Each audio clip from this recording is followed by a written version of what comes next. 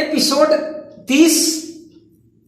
अब सोरठी और ब्रिजाभार के तीसरे जन्म की कथा अब इस एपिसोड से प्रारंभ होती है। जब हेमंती को दूसरे जन्म में भी मन की आशाएं पूरी नहीं हुई, तब फिर इंद्र महाराज से प्रार्थना करके हेमंती, सोरठी, देवंती, फूलवंती ब्रिजाभार के सहित मृतलोक में आकर जन्म लिया। इस बार इंद्र महाराज ने इन लोगों को मृतलोक में सर्वदा रहने का वचन दे दिया। इंद्र महाराज की आज्ञा पाकर ब्रिजाभार विदर्भ देश में जन्म लेकर दृगराज नाम से मशहूर हुआ। हेमंती नागेंद्रपुर में जन्म लेकर नागवंती नाम से मशहूर हुई। सोरठी सोनापुर में जन्म लेकर सामवंती नाम से विख्यात हुई। फूलवंती चंद्रपुर में जन्म लेकर चंद्रवंती नाम से प्रसिद्ध हुई और देवंती देवपुर में जन्म लेकर सूर्यवंती नाम से प्रसिद्ध हुई। इन लोगों का चरित्र आगे विस्तार से वर्णित है।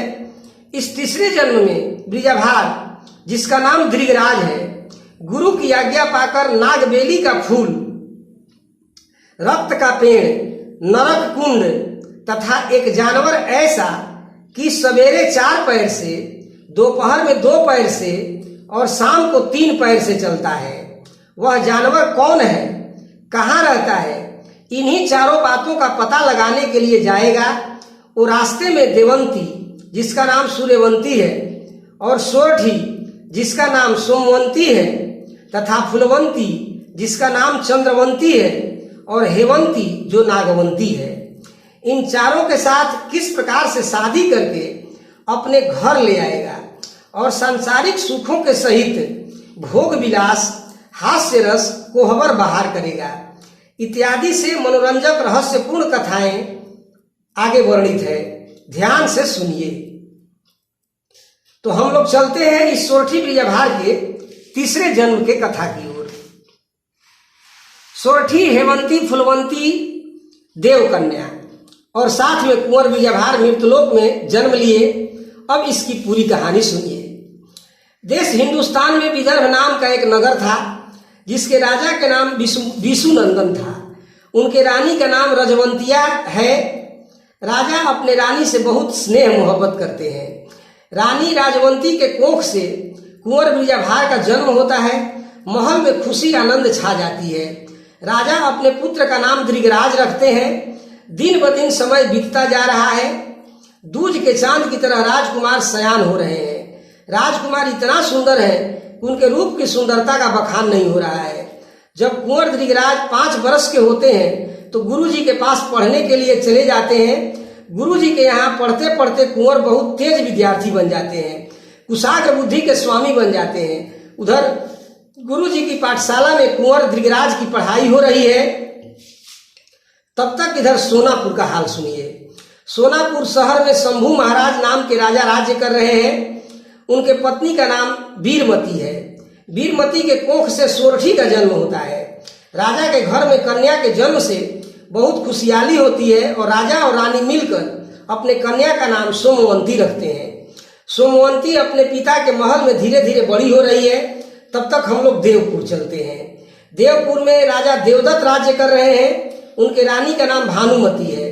भानुमती के कोख से देवंती का जन्म होता है, जिसका नाम सूर्यवंती रखा जाता है। इतनी सुंदर कन्या है कि रूप का बखान नहीं हो रहा है। राजा रानी अपने पुत्री का बड़े प्यार से पालन पोषण कर रहे हैं। अब चंद्रपुर चलते हैं, जहां चक्रदत्त नाम के राजा राज्य कर रहे हैं। उनके रानी का नाम जमुना देवी है।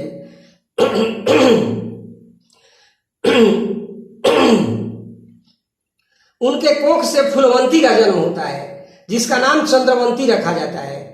चंद्रवंती बहुत ही सुंदर है। चंद्रवंती भी अपने पिता के घर में धीरे धीरे बड़ी हो रही है। तब अब हम लोग नागेंद्रपुर में चलते हैं। नागेंद्रपुर में नानूसेन नाम के राजा राज्य कर रहे हैं। उनके पत्नी का नाम पनकुंवरी है। उनके कोख से हेमंती का अवतार होता है। सूरत में इतनी सुंदर है कि वर्णन नहीं हो सकता। कन्या का नाम नागवंती रखा गया है। बहुत खुशी से नागवंती का पालन पोषण हो रहा है। कन्या सयानी हो रही है।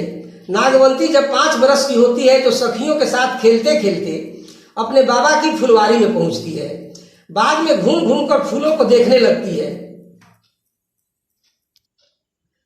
सभी प्रकार का फूल देखती है,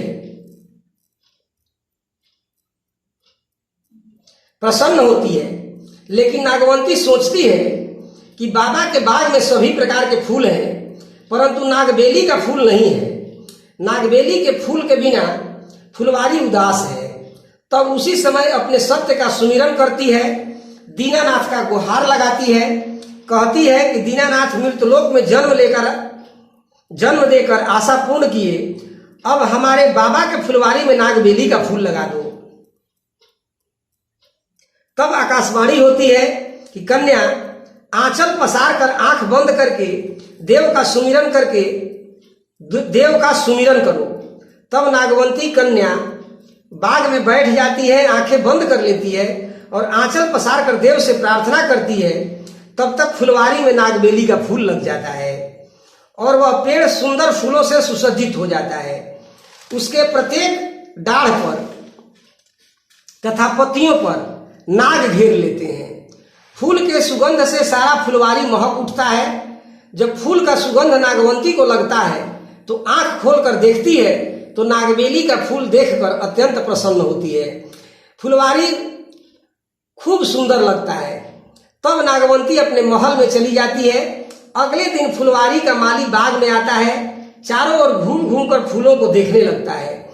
घूमते घूमते माली नागबेली के फूल के पास पहुंचता है। फूल की सुंदरता को देखकर मोहित हो जाता है। मन में खुश होकर फूल तोड़ने के लिए अपना हाथ आगे बढ़ाता है। जैसे ही फूल तोड़ने को पेड़ के पास अपना हाथ लाता है, तब तक बहुत सारे नाग एक साथ फुफकारने लगते हैं। नागों का फुफकार सुनकर माली भयभीत हो जाता है, वहां से भाग खड़ा होता है। भागते भागते सीधे राजा के पास आता है। राजा को फुलवारी की बात बताता है। सुनकर राजा आश्चर्यचकित हो जाते हैं और राजा फूल को देखने के लिए माली के साथ फुलवारी में आते हैं। दूर से ही माली राजा को नागबेली फूल का पेड़ दिखाकर पीछे से भाग जाता है। राजा भी नागबेली का फूल की सुंदरता को देखकर मोहित हो जाते हैं और फूल तोड़ने के लिए आगे हाथ बढ़ाते हैं तो नाग फुफकारने लगते हैं।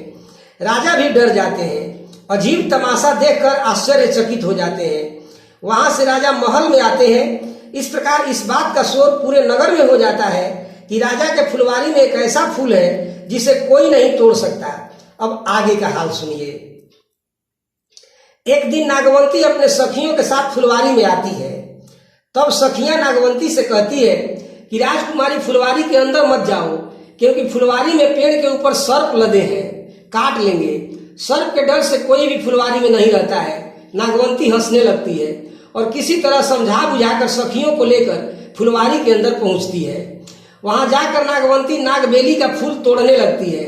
उस पर के सर्प नागवंती के शरीर पर आकर लौटने लगते हैं, अर्थात सर्प नागवंती से प्यार जताते हैं और नागवंती बिना डरे बहुत सारा फूल तोड़ लेती है। यह सब देखकर सखियां आश्चर्यचकित हो जाती हैं। फिर नागवंती बहुत सारा फूल तोड़कर अपने महल में आ जाती है। यह बात धीरे धीरे राजा के कानों तक पहुंच जाती है। तब राजा यह प्रण करते हैं कि जो कोई आदमी फुलवारी में जाकर नागबेली का फूल तोड़ लाएगा, उसी के साथ मैं नागवंती का विवाह करूंगा। यह खबर चारों ओर फैल जाती है। इस खबर को सुनकर देश विदेश के राजा राजकुमार नागबेली का फूल तोड़ने के लिए आए। जब फूल तोड़ने के लिए पेड़ पर हाथ लगाते हैं तो नाग फुफकारने लगे। नाग की फुफकार सुनकर सभी राजा भाग खड़े हुए। किसी की भी हिम्मत नागबेली का फूल तोड़ने की नहीं हुई। सभी राजा हार हार कर चले गए, परंतु कोई भी फूल तोड़ नहीं पाया। अब आगे कुंवर दृगराज का हाल सुनिए। गुरु के पास दृगराज पढ़ रहे हैं। पढ़ लिख कर सभी शिष्यों को बुलाकर अब आगे गुरु के पास दृगराज पढ़ रहे हैं। पढ़ लिख कर सभी छात्र तैयार हो जाते हैं। तब एक दिन गुरु जी अपने सभी शिष्यों को बुलाकर कहते हैं कि मैं सभी शिष्यों से सवाल पूछता हूँ, देखता हूं कि हमारा कौन सा चेला मेरे सवालों का जवाब देता है। तो शिष्य लोग कहते हैं कि गुरु जी पूछिए अपना सवाल। तब गुरु जी कहते हैं कि तुम लोग जाकर 4 चीज का पता लगाओ।